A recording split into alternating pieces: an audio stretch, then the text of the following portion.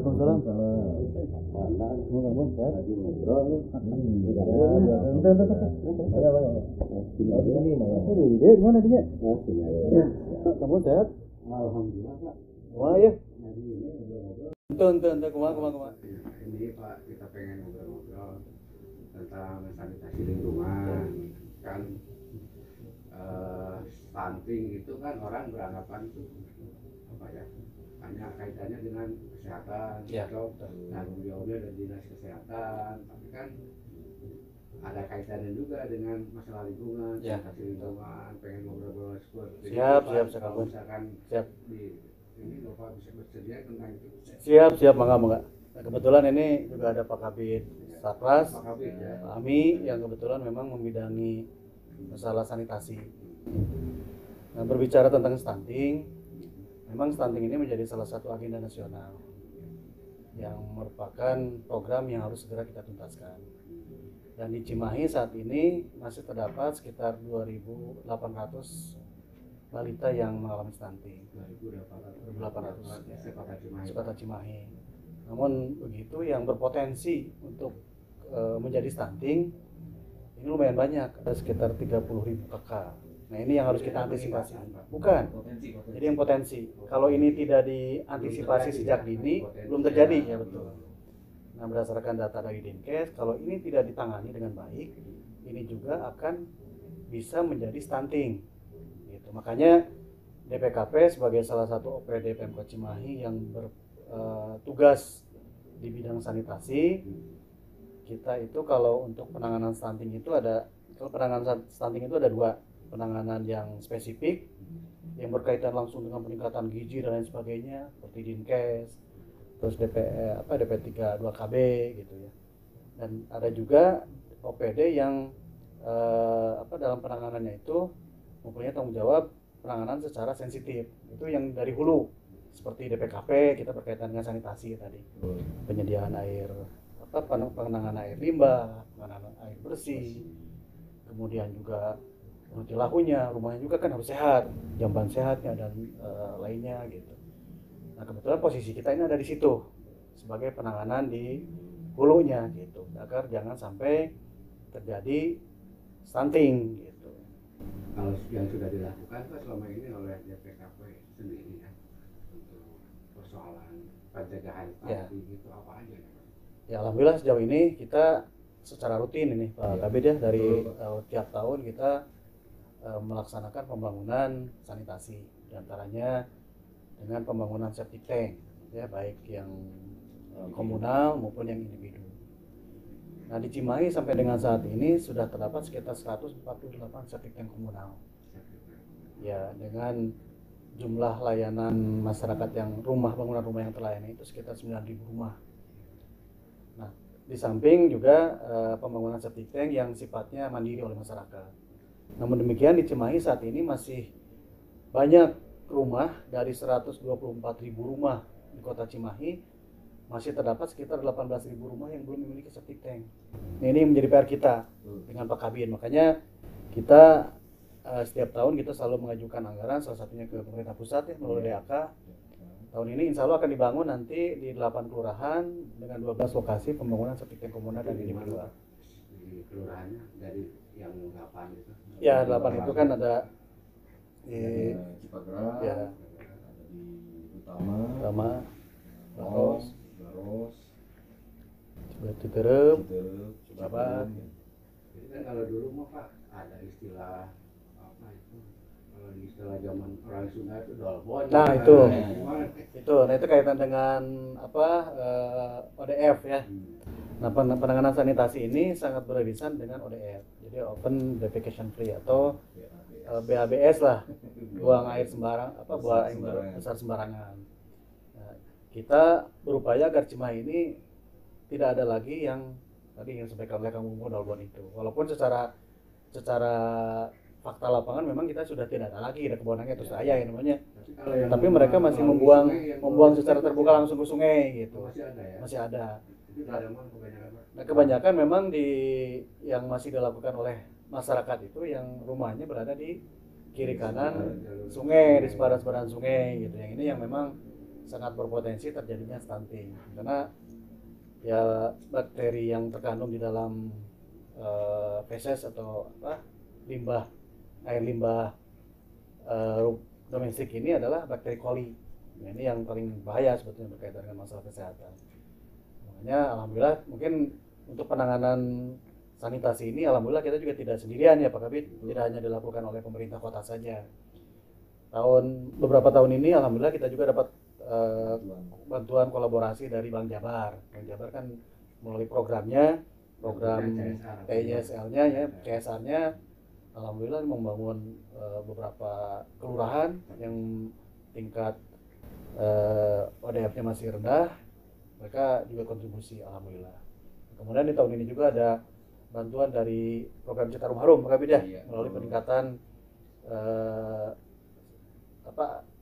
penanganan limbah domestik ini, yaitu peningkatan sambungan rumah itu di Kelurahan Ciberem ya, sekitar 700 rumah yang akan kita bangun. Alhamdulillah secara ini walaupun mungkin kalau dilihat dari jumlah rumah secara total itu masih ada 18.000, itu masih sangat banyak kan.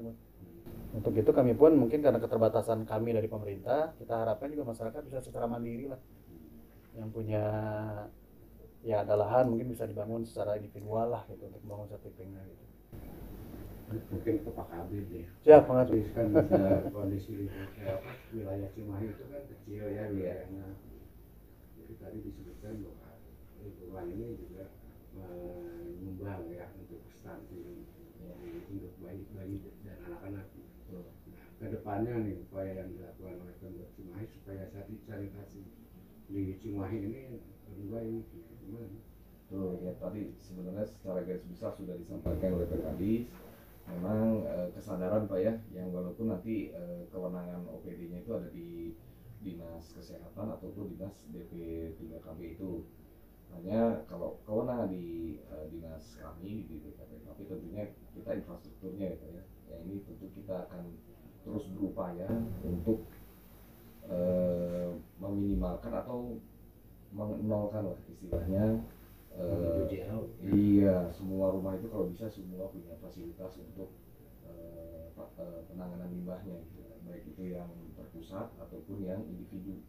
Itu kita juga rencanakan kolaborasi dengan berbagai sektor dari pemerintahan, tentunya pemerintahan daerah dan pemerintahan pusat ataupun provinsi, dengan swasta tentunya, itu juga dengan perbankan ataupun dengan industri, bahkan yang terakhir ya kesadaran dari masyarakat sendiri, pribadi itu yang kita coba kolaborasikan. Butuh sosialisasi ya dari pemerintah atau dari berbagai pihak untuk meningkatkan kesadaran itu kan? Betul. Karena memang tidak ada satupun permasalahan yang hanya bisa diselesaikan oleh satu sektor. Ini kita harus berkolaborasi terhadap segala sektor. Nah, Pak Kadis, ngomong-ngomong soal sanitasi lingkungan terhadap stunting, sebetulnya berapa persen sih pengaruhnya kondisi sanitasi buruk itu terhadap stunting? Ada nggak untuk perhitungan itu ya? Berapa persen sih pengaruhnya? Jika kondisi lingkungan buruk, pengaruh kepada masyarakat, kepada bayi dan anak-anak terkena stunting itu? Ya, kalau berdasarkan data yang pernah saya baca, memang kan ada beberapa faktor berkaitan dengan masalah kesehatan itu ya, faktor lingkungan, faktor genetik, kemudian juga faktor konsumsi dan lain sebagainya. Memang lingkungan ini memiliki pengaruh yang cukup signifikan. Kalau tidak salah sekitar 40% lah dari faktor lingkungan itu. Karena seperti tadi misalkan sekarang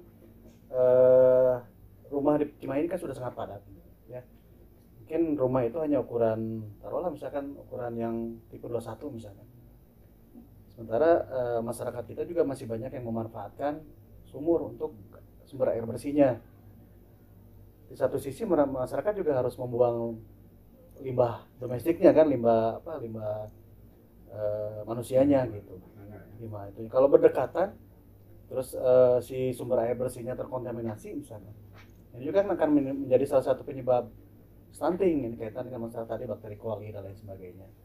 Nah, oleh karena itu kita akan terus berupaya untuk di Cimahi ini akan dikembangkan secara berkelanjutan berkaitan dengan pembangunan sumber air bersih secara jaringan perpipaan. Nah juga ini ada di Pak Kabit juga nih air bersihnya.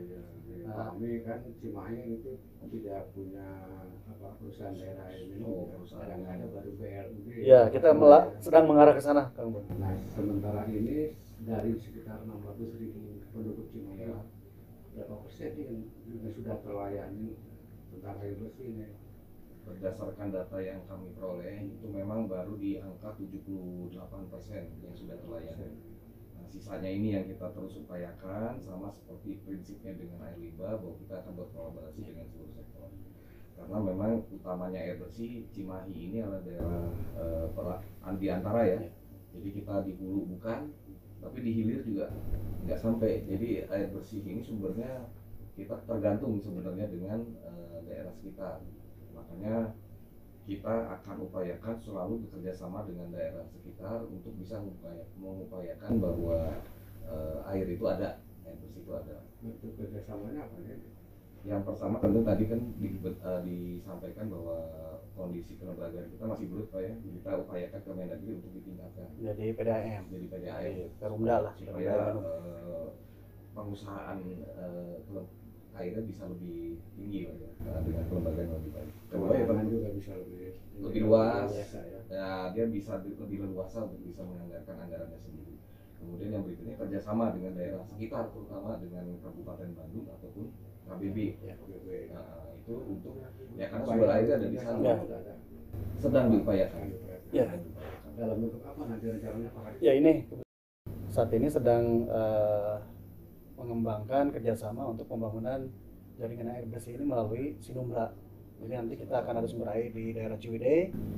Itu koordinasi dengan semua daerah yang ada di Bandung Raya ini. Untuk Cimahi kita insya Allah akan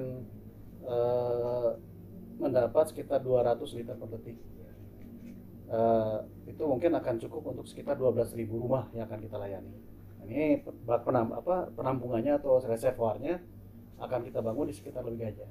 Itu akan melayani daerah Cimahi Selatan terutama, daerah Leuwi Gajah, Utama dan Melong gitu. Nah, di satu lagi kebetulan kita juga akan mengembangkan pengolahan air bersih itu di Cimahi Utara, di Pasir Kaliki, Sungai Cilember dan Sungai Ciberem. Nah, itu juga insya Allah nanti akan menghasilkan sekitar 12.000 SR. Kita bisa melayani sekitar 12.000 rumah nanti. Itu untuk layanan untuk Cimahi Tengah dan Cimahi Selatan wilayah Ciberem. Nah, sehingga mungkin kekurangan tadi yang disampaikan oleh Pak Kabid, karena masyarakat kita masih ada yang belum memiliki sumber air bersih. Jaringan perpipaan kita yang dilakukan oleh PDAM, kemudian oleh BLUD dan sumur artesis yang kita bangun, ini masih sekitar untuk 30.000 rumahan. Terus sekitar 30%-nya lah. Jadi sisanya ini masih ada sebagian air sumur yang tadi kami ceritakan ini sangat rentan terkontaminasi bakteri coli. Apalagi mungkin yang saat ini juga ada sebagian masyarakat yang memanfaatkan jaringan air dari pabrik.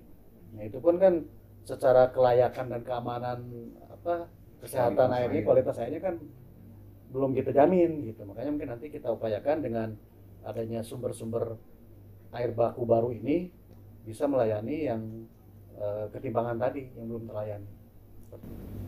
Dan saat ini memang kita berupaya agar pelayanan masyarakat ini jangan sampai terganggu ya.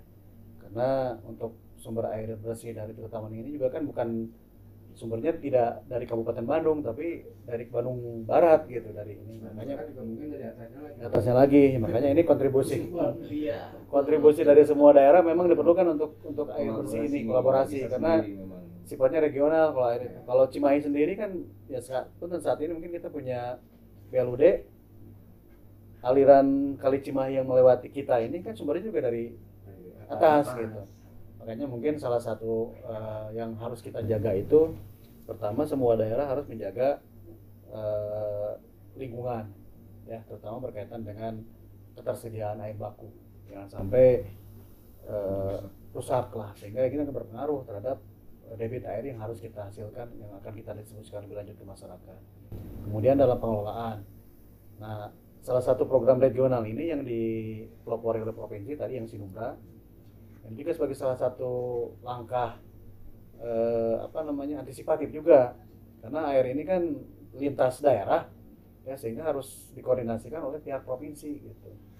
Nah, mudah-mudahan ini ke depan bisa kita lebih efektifkan sehingga permasalahan regional Bandung Raya ini, terutama masalah air bersih, bisa tertangani. Karena Cai mah kan nggak bisa diganti, bukan barang substitusi gitu ya, nggak bisa diproduksi. Kalau makan mungkin makan sehari-harinya, makan pokoknya kita beras ya. Di Cimahi kan ada yang alternatif lain bisa diganti dengan beras singkong gitu. Kalau air, nggak mungkin air misalkan diganti dengan pasir, kan nggak mungkin, jadi air mah harus selalu ada gitu. Makanya ini juga saya mengimbau pada masyarakat untuk sama-sama kita menjaga lingkungan lah gitu, agar ketersediaan air baku bisa tetap terjaga dengan baik. Jadi ada ini kan, hidup kita itu dikenal dengan konsep pentahelik. Ya, itu betul. Betul. Komunitas termasuk media. Betul. Pentahelik seperti apa nih yang sudah dilakukan ya oleh betul. DPKP. Ya. Nah, DPKP ini saat ini kan kita sedang membangun program. Kita ada program CLBK, Cimahi Lulus Bebas Kumuh. Di antaranya salah satu indikator dari CLBK ini masalah air bersih tadi. Air bersih juga kita harapkan keterpaduan dari pentahelik ini. Kalau tadi mungkin masalah air bersih ini, yang alhamdulillah untuk Sinubrah ini kan ada juga keterlibatan dari pihak dunia usaha, konsorsium, investor, gitu ya. Kemudian dari pihak pemerintah, dari pihak swastanya.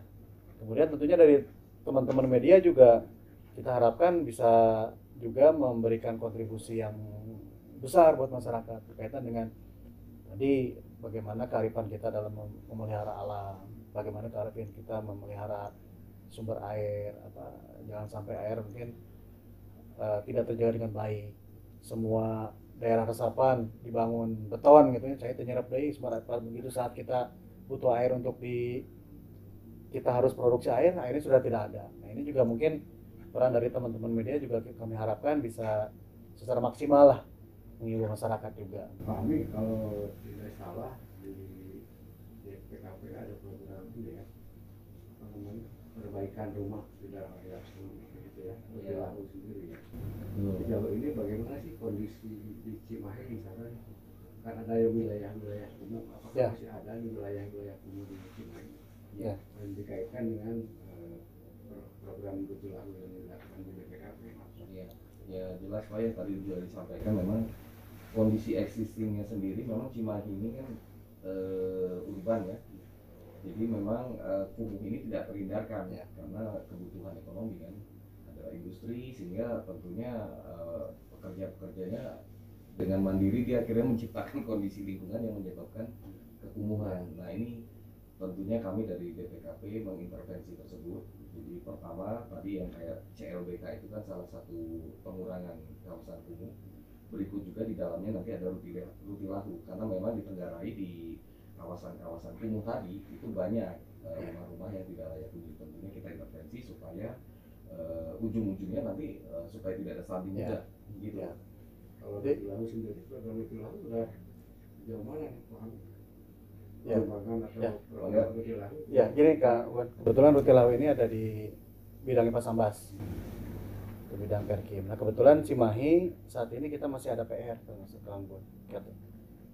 kita masih memiliki PR, ada sekitar 1.491 rumah yang masih tidak layak huni. Dan tahun ini di APBD murni ini kita insya Allah akan membangun sekitar 495 rumah tidak layak huni ini menjadi layak huni. Dan mudah-mudahan saja nanti program dari pemerintah pusat ini belum turun nih untuk anggaran untuk saat ini. Mudah-mudahan nanti pada saat perubahan anggaran mungkin dari pusat kita juga ada penambahan anggaran, kemudian dari provinsi juga turun. Tahun kemarin pengalaman kita bisa membangun sekitar 883 rumah 2023 kemarin. Saat ini memang di anggaran murni baru 495. Nah, sehingga mungkin kalau rata-rata dalam setahun itu sekitar taruhlah bisa membangun sekitar 800 rumah saja. Jadi tadi yang 1.400 mungkin bisa kita tuntaskan dalam 2-3 tahun ke depan lah gitu. Kalau yang masih tidak layak masih banyak kan? 1.491 gitu, berdasarkan data yang kami peroleh hasil verifikasi lapangan. Mungkin ada harapan nih Pak untuk masyarakat Cimahi terkait dengan upaya-upaya yang akan dilakukan, baik itu stunting, air bersih dan Rutilahu di Cimahi Pak. Apakah ada imbauan atau ya harapan atau apa? Ya betul Kang Bun, kami dari pemerintah tentunya kita terbatas masalah anggaran. Sementara di satu sisi bahwa masalah stunting, sanitasi atau masalah pemukiman kumuh ini tentunya membutuhkan anggaran yang besar. Nah, sehingga kita harapkan ini juga ada keterlibatan dari semua pihak. Jadi Kang Gun sampaikan keterlibatan dari unsur PT Heli. Jadi kita harapkan mungkin nanti dari pihak perusahaan melalui CSR-nya bisa membangun turut membangun Cimahi. Kemudian dari perguruan tinggi berkaitan dengan ide-ide bagaimana untuk menuntaskan ini secara efektif. Kemudian dari masyarakat juga kami harapkan tentunya ya kesadaran masyarakat juga perlu ditingkatkan. Seperti tadi masalah yang terkenal lahannya misalkan betul, misalkan yang akan dibangun septic tank komunal misalkannya, atau mungkin tadi masalah kebiasaan masyarakat yang biasa tadi kata Kang Gun mau dobon gitu ya, atau langsung ke saluran sungai ya, kita harapkan mungkin masyarakat juga bisa meningkatkan kesadarannya agar tidak lagi membuang limbah ke sungai gitu. Mungkin bisa dengan membangun septic tank secara mandiri lah, jadi tidak tergantung oleh pemerintah terus gitunya. Kalau ada lahan di depan rumah misalkan 1 kali sekian meter kan bisa disisihkan untuk itu gitu. Nah, termasuk tadi masalah penggunaan dan menjaga sumber air baku. Jadi mudah-mudahan dengan masyarakat bisa secara arif misalkan dalam menata lahannya, tidak semuanya dihabiskan untuk bangunan, tapi juga ada mungkin sumber resapan, biopori dan lain sebagainya. Itu salah satunya mungkin kamu.